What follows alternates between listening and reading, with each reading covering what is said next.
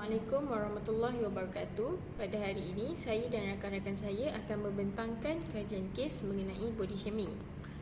Nama saya Nur Atira Aiman binti Muhammad Jalil dan nombor matrik saya I18203062. Jadi, apakah itu body shaming? Okey, body shaming ni adalah satu tingkah laku di mana kita tak suka bila orang lain serang penampilan kita. Contohnya dia serang terhadap bentuk tubuh badan kita, sama ada kau kurus sangat ke, kau besar sangat ke. Yang kedua, warna kulit kita, gelap ke, berjerawat ke, ataupun lain-lain, tekstur wajah kan, ataupun lain-lain yang melekat pada tubuh badan kita. Contoh lain, apabila seseorang itu point out sesuatu yang ada dekat tubuh badan kita yang mana bagi dia tak sedap dipandang. Jadinya niatnya tu hanya nak tegur lah pada mulanya, tapi sebenarnya cara tegur dia tu tak proper, menyebabkan kita rasa dihina ataupun kita rasa dikutuk oleh dia. Saya akan bawakan satu kes body shaming yang berlaku ke atas anak kepada chef selebriti antarabangsa lah, Gordon Ramsay. Anak dia nama Tilly Ramsay. Tilly Ramsay ni dia baru je muncul dalam satu program tarian ni. Nama dia Strictly Come Dancing.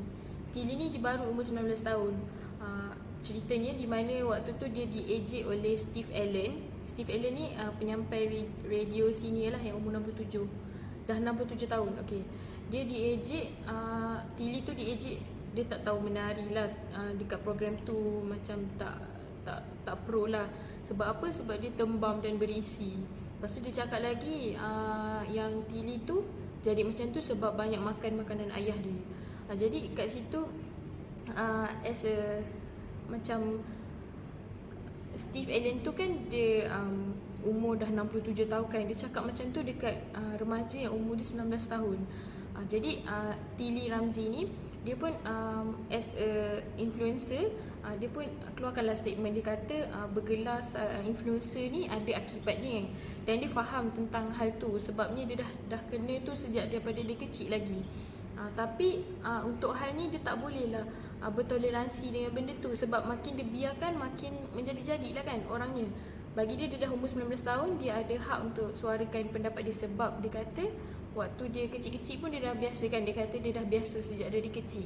Jadi waktu kecil tu bila dia dah kena macam tu, dia pernah kurung diri di dalam bilik, dia pernah low self confidence, macam dia tak ada keyakinan diri lah kan. Jadi dengan benda-benda yang dia pernah kena waktu kecil tu, dia step forward. Maksudnya dia ambil langkah untuk explore dunia luar, macam masuk dalam pertandingan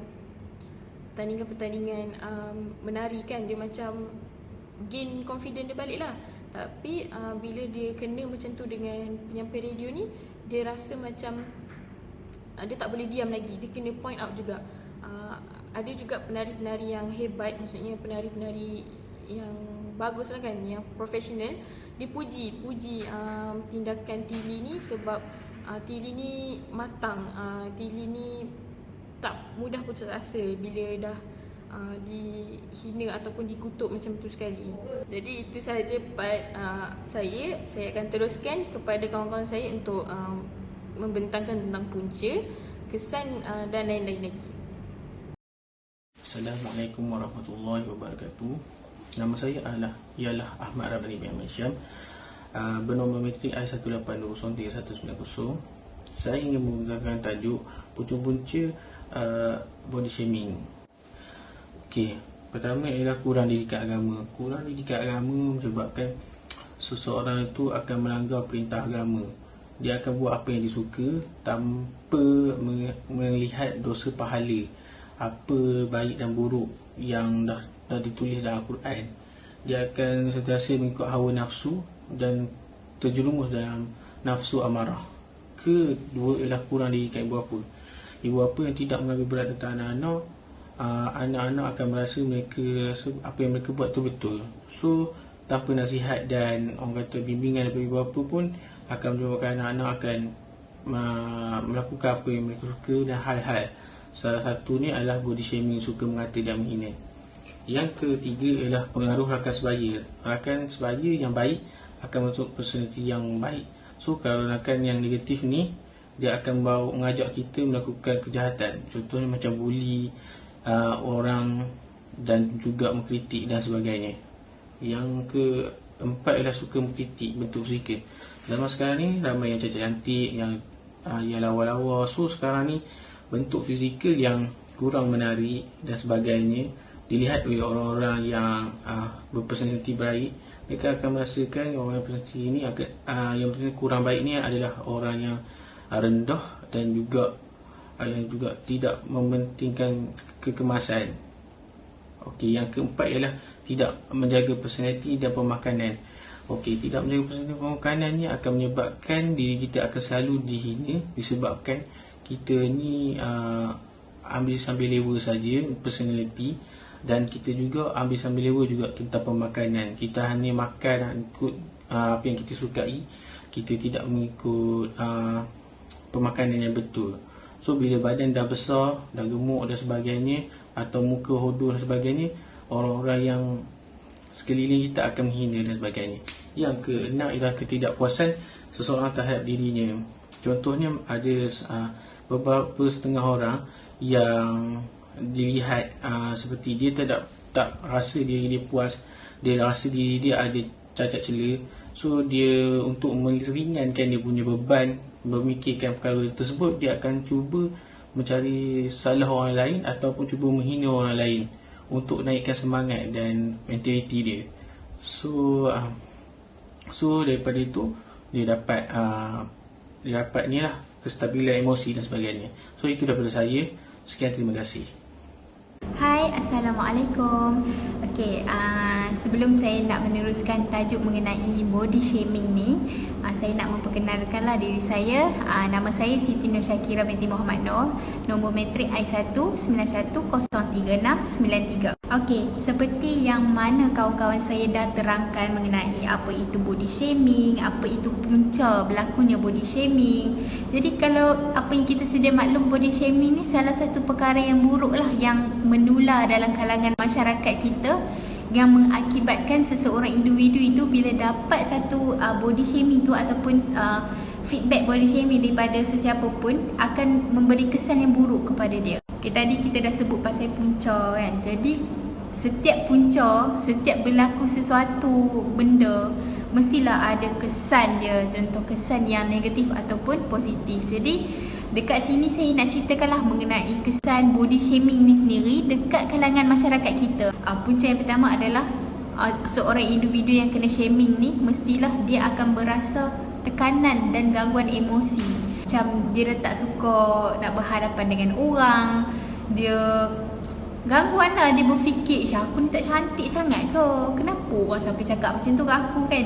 Okay, dan disebabkan oleh kesan yang pertama, iaitu dia emosi, tekanan perasaan semua, dia akan kehilangan keyakinan diri dia. Jadi dia tak boleh nak berhadapan dengan orang disebabkan dia rasa dia ni tak perfect macam orang lain, sebab orang selalu duk shaming dia, duk kata dekat dia kan. Kutukan masyarakat yang tak bertauliah ni dah boleh bagi dia punya keyakinan dia drop secara total. Bila seseorang individu ni dia tak ada keyakinan nak berhadapan dengan orang, mesti dia akan menyembunyikan diri dia dan akan menimbulkan pula isu mengenai kemurungan. So itu salah satu kesan lah bila benda ni tak dibendung, dia akan melahirkan individu yang tak produktif. Okey, dengan hal-hal tidak kestabilan emosi, kemurungan, hilang keyakinan. Jadi dan disebabkan faktor-faktor tersebut, dia boleh berkecenderungan untuk bunuh diri. Jadi kita nampak benda ni simple je tau. Dapat nak manage dia punya perasaan, dia punya emosi, dia akan memberi kesan yang buruk pada diri dia. So masyarakat kita ni kena sedar lah. Okey, dan kesan yang terakhir adalah ada gangguan pemakanan. Contoh macam bila seseorang individu ni dia kata, oh hang ni kurus sangat lah kan, macam orang dah ada penyakit tu pun, hang ni terlalu gemuk lah, makan tak kawal. Bila orang tu dah kata kat dia, dia akan cuba sedaya upaya untuk kawal makan dia. Okay, jadi kesimpulan dia kat sini, kesan body shaming terhadap masyarakat ini sangatlah besar. dia akan menyebabkan perkara-perkara yang negatif berlaku kan. Jadi tak elok lah untuk kita amalkan body shaming ni dalam kalangan masyarakat kita. So memang kita kena cari, kita sebagai kaunselor, kita kena bantu ataupun cari inisiatif untuk macam mana kita nak kurangkan berlakunya body shaming ni dalam kalangan masyarakat kita. Tak kisahlah di tempat kerja ataupun di tempat belajar, di persekolahan. Kesimpulannya kat sini, kita memang kena bertrust. Tugas kita lah, bukan kita saja, tugas masyarakat untuk menjauhi benda-benda. Okay, sekian daripada saya mengenai kesan terhadap masyarakat, kesan body shaming terhadap masyarakat. Jadi saya akan pergi kepada next presenter yang dia akan menerangkan dengan lebih lanjut mengenai perancangan atau intervensi lah, apa yang perlu dibuat dalam kalangan masyarakat kita. Assalamualaikum warahmatullahi wabarakatuh. Nama saya Nur Janatul Amirah binti Muhammad Zabani. Nombor metrik I18203131. Saya akan membentangkan mengenai perancangan intervensi dalam masyarakat. Hargai fizikal orang lain. Sebagai seorang manusia, kita perlu menghargai fizikal orang lain kerana setiap manusia tu mempunyai keunikan masing-masing dan kita tidak boleh sewenang-wenangnya untuk mempersendakan fizikal orang lain. Berhenti membuat perbandingan. So dekat sini maksudnya kita perlu stop daripada membuat perbandingan. Seperti poin yang pertama, iaitu manusia ni mempunyai keunikan masing-masing dan mempunyai kelebihan masing-masing. So basically manusia pun juga mempunyai perbezaan antara satu sama lain. Jadi membuat perbandingan adalah salah satu perkara yang memberikan impak yang negatif kepada orang yang dibandingkan. Seperti menyebabkan mereka ni kekurangan keyakinan diri dan mereka akan merasa seperti terlalu banyak kekurangan dalam diri. Jadi kita perlu stop daripada membuat perbandingan ni. Belajar memberi pujian. Manusia sangat suka kepada pujian. Maksudnya dekat sini manusia ni kita memang akan terasa seronok bila mendapat pujian, dan pujian tu secara tak langsung dia akan membuatkan kita berasa lebih yakin pada diri sendiri. So kalau kita tak ada apa-apa untuk diperkatakan, lebih baik kita berdiam diri daripada kita menghina dan mempersendakan fizikal orang lain. Sebaliknya kita sentiasa perlu belajar untuk memberi pujian kepada orang lain. Poin yang keempat ialah belajar menerima pujian. Dekat sini maksudnya kita perlu belajar menerima pujian dari segi cara kita mengucapkan apabila kita menerima pujian tu. Dari sudut pandangan diri sendiri, apabila kita menerima pujian ni, kita perlu mengucapkan terima kasih ataupun thank you ke whatsoever lah. Instead of kita cakap tak ada lah, mana ada, tak ada pun. Kita tukar ayat tu kepada terima kasih. Itu menunjukkan bahawa kita menghargai diri sendiri dan kita menyebabkan kita jadi lebih yakin kepada diri sendiri. Mungkin dia akan menambah kepada keyakinan diri lah. Yang terakhir ialah jauhi persekitaran negatif. Jauhi persekitaran negatif merujuk kepada persekitaran kita lah. Kalau kita berada dalam persekitaran negatif, kita akan jadi negatif. So untuk kita buang vibe-vibe yang negatif, kita perlu berada dalam persekitaran yang positif. Kita perlu mencari persekitaran yang positif, cari kenalan-kenalan yang positif yang akhirnya akan membawa diri kita lebih yakin terhadap diri sendiri. Dan kita akan jadi lebih menyayangi diri sendiri bila kita berada dalam persekitaran positif, kenalan yang positif, kenalan yang selalu memberi semangat dan sokongan kepada kita. Benda tu akan secara tak langsung dia akan memberikan kesan yang positif lah kepada kita. Bismillahirrahmanirrahim. Assalamualaikum warahmatullahi wabarakatuh. Dan insyaAllah pada malam ni saya akan membentangkan tentang peranan kaunselor, dan tak silap saya lah, saya merupakan pembentang yang terakhir dalam ahli kumpulan saya pada malam ni. Dan kita akan tengoklah beberapa alternatif yang dapat saya cari untuk dikongsikan bersama. Jadi macam yang kawan-kawan saya share sebelum ni tentang apa itu body shaming, macam mana body shaming ni boleh terjadi dan apa kesan-kesan dia kan. Jadi saya akan bentangkan pula tentang peranan kaunselor. Apa yang kaunselor boleh lakukan kalau kita ada klien yang kena body shaming lah kan. Okay, first kali biasanya lah orang yang mengalami ataupun terkena body shaming ni, orang yang kena kena body shaming ni biasanya mempunyai keyakinan diri yang rendah lah. Sebab yelah, fizikal dia dikritik oleh orang sekitar. Jadi tentulah mereka ni tak ada semangat kan. Dan mungkin dia orang ni more to jadi introvert person. Dia orang tak nak bersosial. Sebab apa? Kalau dia orang seorang-seorang, lagilah tak dapat apa orang kata kecaman lah daripada orang lain. Tapi kalau kalau dia orang bersosial, mungkin dia orang akan dikecam macam tu lah. Okey, jadi pertama sekali, kalau boleh kita sebagai seorang kaunselor kenalah bagi dia orang semangat semula. Sebab macam kita naikkan balik keyakinan diri dia lah, supaya mereka kembali berani untuk bersosial semula. Okey, jadi untuk apa kita bagi kata-kata semangat tu? Sebab kita nak pulihkanlah balik semangat dia, supaya mereka kembali berminat untuk bersosial dan kembali yakinlah untuk mungkin bercakap di halayak ramai. Okey, seterusnya alternatif yang berikutnya ialah mungkin kita boleh menggunakan teori yang bertepatan. Ialah kita dalam bidang kaunseling kan, kita banyak teori yang boleh kita pakai kan. Dalam kes ni mungkin kita boleh pakai teori REBT. Sebab REBT ni kan menggunakan apa orang kata tindakan rasional kan. Kita kena pemikiran kita yang rasional. Jadi mungkin kita boleh tanya kat dia, kalau kita layan apa orang kata kat kita, adakah ia akan mengubah diri orang yang diejek tu, ataupun kita ambil kata-kata orang yang mengejek tu sebagai satu motivasi supaya kita berubah. Mungkin kita boleh gunakan teori lain, teori macam-macam lah kan. Sebab saya pun tak pakar lagi dalam bab teori ni.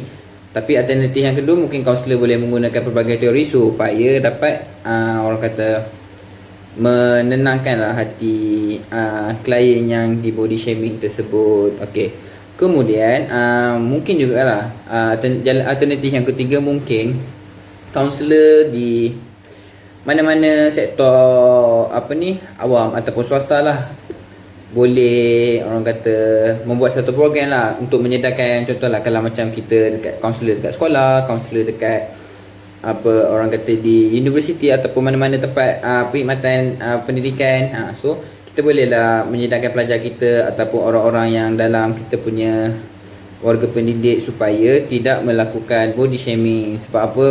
Yalah, kita tak tahu sejauh mana orang kata isu body shaming ni boleh jadi semakin teruk kan. Mungkin dah takut kalau kita tak tegur, mungkin akan menjadi kebiasaan. Bila dah jadi kebiasaan tu, kita dah lali lah macam panggil orang tu benda-benda yang tak elok kan. So kita tak nak budaya tersebut dah orang kata menular dalam kita punya masyarakat. Jadi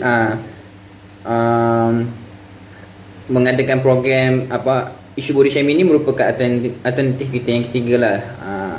Jadi saya rasa itu saja. Yang pertama tadi menaikkan semangat klien yang di body shaming. Kemudian menggunakan teori yang bertepatan, teori apa-apa lah yang ada berkaitan dengan body shaming. Tapi saya mau gunakan REBT kot sebab untuk apa orang kata merasionalkan balik pemikiran klien tersebut. Dan yang ketiga, kita mengadakan program tentang isu body shaming lah. Kita dedahkan kepada masyarakat tentang bahayanya isu body shaming ni. Mungkin kita ejek orang tu, dia murung, boleh bunuh diri ke apa kan, kita tak tahu kan. Jadi saya rasa setakat itu sajalah yang dapat saya kongsikan pada malam ni. Sebab saya yang terakhir, jadi saya nak minta maaf lah kepada Puan Huda jika ada kekurangan dalam pembentangan ahli kumpulan saya. Dan yang baik itu datang daripada Allah, yang buruk itu datang daripada diri kami sendiri. Jadi sekian, terima kasih.